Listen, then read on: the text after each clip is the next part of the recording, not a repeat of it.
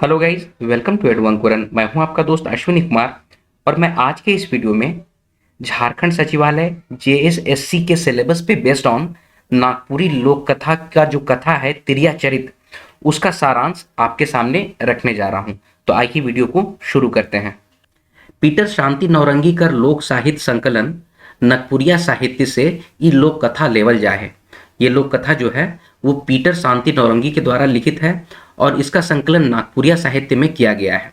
ठीक है। सामाजिक कहानी के रूप में ये कहानी हमारे बीच लोकप्रिय आहे।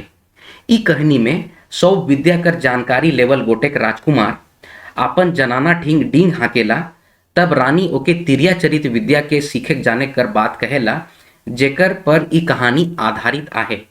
तो इस कहानी का जो मूल है कि एक राजकुमार होता है, वो अपनी पत्नी के सामने, राजकुमारी के सामने बहुत अपनी बड़ाई करता है कि मैं बहुत बुद्धिमान हूँ, मुझे हर तरह की विद्या आती है। तब राजकुमारी जो होती है, उसकी पत्नी राजकुमार से कहती है कि क्या आपको तिरिया चरित्र के विद्या के बारे में जानकारी है? तो राजकुमार को इसके बारे में जानकारी नहीं थी। ठीक है। तो इसी पर आधारित ये कथा है। तो आइए आगे बढ़ते हैं, इस कथा में क्या होता है। एक राजा था। राजा अपन बेटा के सब तरह कर विद्या पढ़वाए के उके अइत बुद्धिमान बनाए देवेला, मगर जब ओकर बियाह गोटेक बुद्धिमान राजकुमारी से होवेला तो ओके तिरिया चरित विद्या कर जानकारी होवेला। ठीक है। तो एक राजा था, वो अपने बेटे को हर तरह की विद्या की शिक्षा देता है, हर तरह की विद्या पढ़वाए के उसको बहुत बुद्धिमान बना देता है। ठीक है। तो अब और उसके बाद उसकी शादी जो होती है एक बुद्धिमान राजकुमारी से होती है। तो बुद्धिमान राजकुमारी के द्वारा ही उसे तिरिया चरित विद्या के बारे में पता चलता है। तो राजकुमार सोचता है कि तिरिया चरित विद्या के बारे में मुझे तो जानकारी नहीं है, तो इसकी शिक्षा कैसे ली जाए। तो इसी को सीखने के लिए ओके सीखे के लागिन भटकते भटकते सौकाड़ा कर घर पिछवाड़ी पहुंचेला। तो राजकुमार जो होता है एक साहूकार के घर के पीछे पहुंचता है और सौकाड़ा कर बेटा फेर व्यापार करे 3 महीना परदेश जाए के तैयारी करेला, वो आपन जनाना के ई बात बताएला। तो सौकाड़ा का जो बेटा होता है वो परदेश जाकर व्यापार करने की तैयारी करता है और ये बात वो अपने जनाना का मतलब होता है वाइफ, अपनी पत्नी को बतलाता है। ओकर परदेश जायल बाई सौवाइन रात के गोटेक साधु से मिले मंदिर जाएला। वो रोज रात के ई काम करेला और ओकर लागिन खाना लेके जाएला। जब साहूकार का बेटा जो है वो कमाने के लिए परदेश चला जाता है 3 महीने के लिए, तो इसी दरमियान उसकी जो वाइफ होती है, उसकी जो पत्नी होती है, वो एक साधु से मिलने मंदिर जाया करती है और वो ये हर रात को ये काम करती है और उसके लिए खाना लेके जाती है साधु के लिए, और रात में साधु से मिलने जाती है। 3 महीना बाद जब सौकाड़ा कमाए कजाए के घर घुरेला तो सहवाइन के खियात पियात देरी हो जाएला। जब जो साहूकार का जो बेटा जो था वो परदेश से वापस जब आता है 3 महीने के बाद, तो उसको खिलाने पिलाने के कारण रात को बहुत देर हो जाती है। सहुआइन जो होती है वो साधु से मिलने के लिए बहुत देर रात हो जाती है। जब उस साधु ठीन पहुंचेला तो साधु देरी होए के कारण बड़ा खिसियाएला। साधु के मनाए के लागिन उस सौकाड़ा कर मूड काट के थारा में सजाए ले गेला। तो सहुआइन जो होती है ना, वो साधु को मनाने के लिए क्या करती है ना कि जो साहूकार का जो बेटा था यानी कि अपने पति का गर्दन काट के एक थाली में सजा के उस साधु के पास ले जाती है। साधु ओके कहेला कि जब तुम अपन पति कर नी होले तो मोर का होबे गे हत्यारिन। तो साधु उस सहुआइन को कहता है कि जब तुम अपनी पति के नहीं हो सके तो वो मेरी क्या होगी, और ओके मार पीट के भगवाए देवेला और सहुआइन को मार पीट के भगवा देता है। सहुआइन जब पति कर चिता में सती होए जाएला तब राजकुमार पूछेला कि ऊ तो ई का। ठीक है। और ये सारा जो घटनाक्रम जो था वो तो राजकुमार छिप छिप के उसके घर के पीछे से देखा करते थे। ठीक है। तो सहुआइन जब अपने ही पति की हत्या कर देती है और जब उसकी चिता में सती होने जाती है तो राजकुमार जो होता है वो सहुआइन से पूछता है ऊ तो ई का।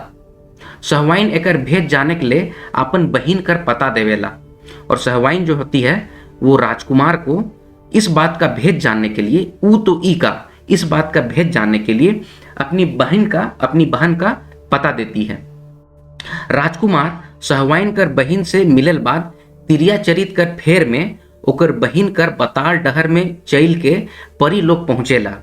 जो राजकुमार जो होता है वो सहवाइन की बहन जो होती है तिरिया चरित की विद्या सीखना चाहता है, जिसके कारण सहवाइन की बहन से मिलता है और उसी सहवाइन की बहन के बताए हुए रास्ते पे चल के परी लोग पहुंच जाता है। ओकर बहन जो होती है माने सहवाइन जो सती हो चुकी है उसकी बहन सूखल डांड में फूल फेंकेला जहां गोटेक पोखरा बन जाएला। सूखल डांड का मतलब होता है एक परती जमीन, जिस जमीन बिल्कुल सूखा बंजर जमीन जो होता है उसमें वो एक फूल फेंकती है और फूल फेंकते ही वो जो होता है वो जमीन जो होता है वो एक पोखर बन जाएगा। पोखर का मतलब होता है तालाब बन जाता है। बहिन कर कहल मुताबिक जब फूल लाने पोखरा में घुसेला तो राजकुमार फूल धरते पातालपुर पहुंचेला जहां 7 परी बहन मन रहत रहे। अच्छा, अब बहन के मतलब सहवाइन के बहन के कहने के मुताबिक जब फूल लाने जाता है राजकुमार तो वो फूल को जैसे ही पकड़ता है नदी पोखरा में घुस के, पोखरा मतलब कि तालाब में घुस के, तो राजकुमार फूल धरते पाताल लोक पहुंच जाता है। और पाताल लोक में क्या होता है 7 परी बहन मन रहत रहे, 7 परियां रहती थी। छोटकी परी कर कोठरी में ढुकल बाद राजकुमार खाए पी के आराम करते करते सूत गेलक। 7 बहन में से जो सबसे छोटी परी जो होती है ना उसके रूम में वो घुसता है और वहां पर खाने पीने का सामान रहता है, उसको खाता पीता है और आराम करता है। तो आराम करते करते वो सो जाता है, ठीक है। और जब छोटकी परी आलक तो ओके देख के अचरज में पड़ गेलक, ठीक है। तो जब 7 बहन जो वापस आती है तो जो छोटी वाली जो बहन थी वो अपने कमरे में घुसती है तो वो देखती है कि एक सुंदर सा राजकुमार उसके रूम में पड़ा हुआ है। तो अपन बहिन मन से लुकते बचाते ओके दक्षिण दिशा में जाए से मना करेला। तो छोटी वाली जो बहन होती है ना वो उस राजकुमार को छुपा के रखती है, ठीक है, ताकि किसी और को इस बात का भेद पता ना चल जाए। इसीलिए उसको लुकाते बचाते रखती है और उसको बोलती है कि पूरब पश्चिम उत्तर दिशा में जाएला जब परिमन महल में नहीं रहेला। तो वो छोटी बहन जो होती है वो राजकुमार को बोलती है कि जब हम लोग नहीं रहते हैं तो आप पूरब पश्चिम और उत्तर दिशा में जाइए, घूमिए फिरिए, और जब हम महल में वापस आ जाते हैं उससे पहले आप मेरे कमरे में आके छुप जाया कीजिए। तो ये बात बताकर वो जाया करती थी। मगर जब वो दक्षिण दिशा में जाएला तो गोटेक हाथी ओके सोण में उठाए के ईसन बिगेला कि राजकुमार हुए पहुंच जाएला जे बरगद जगन से वो पोखरा में ढुक रहे। लेकिन एक बार क्यूरियोसिटी के मतलब कि उसको ये लगता है कि आखिर क्या बात है कि पूरब पश्चिम उत्तर दिशा में तो मैं घूम सकता हूँ, दक्षिण में आखिर क्या है, चलो दक्षिण में भी जाकर घूमते हैं। तो ये सोच के राजकुमार जो होता है वो दक्षिण दिशा में घूमने जाता है। तो उसको एक गोटेक हाथी मतलब एक बड़ा सा हाथी उसको अपने सूंड में उठा के उसको फेंक देता है। तो राजकुमार को ऐसा फेंकता है कि वो वहीं पहुंच जाता है, वो एक बरगद के गज के पास पहुंच जाता है जहां से वो पोखरा में घुसा था, मतलब कि तालाब में घुसा था, उसी जगह में पहुंच जाता है, ठीक है। तो राजकुमार परी कर मोह जाल में बैठ जाए रहे, चलते उफिन परी से मिले के व्याकुल रहे।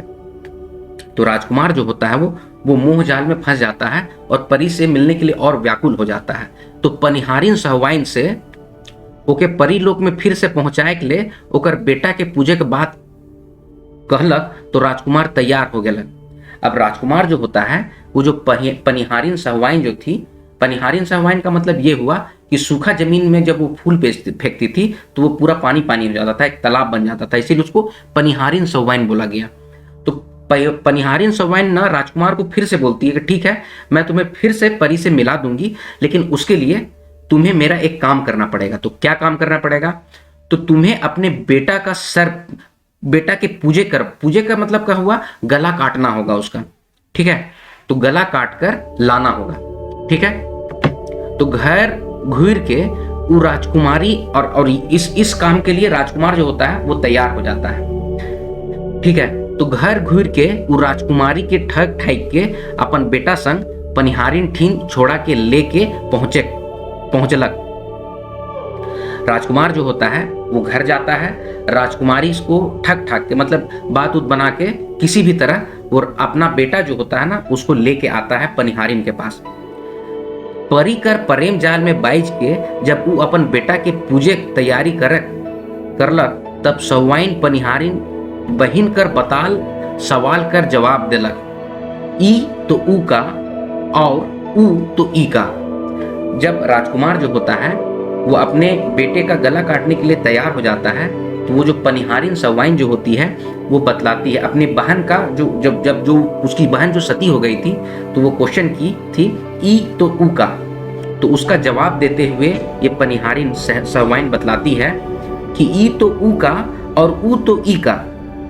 इतने हुअल बाद राजकुमार के तिरिया चरित विद्या कर ज्ञान मिलक, और इतना होने के बाद राजकुमार को ना तिरिया चरित विद्या का ज्ञान मिलता है। पर पुरुष चाहे पर तिरिया कर प्रेम में बाइज कर आदमी अपन सूद बुद्ध बिसराए जाएला, यह बुद्धि में मोर बहन जान दिलक और रौरे भी यह बुद्धि में अपन बेटा के जान ले थी। यह मरम के समझाते तिरिया चरित विद्या कर जानकारी मिलक बात आवेला। तो सहुआइन जो बोलती है कि पर पुरुष या पर स्त्री कर प्रेम में फंस कर आदमी अपनी सुध बुद्ध खो जाता है। इसी बुद्धि में मेरी बहन जो है वो अपनी जान दी और आप भी इसी बुद्धि में अपने बेटे की जान ले रहे हैं।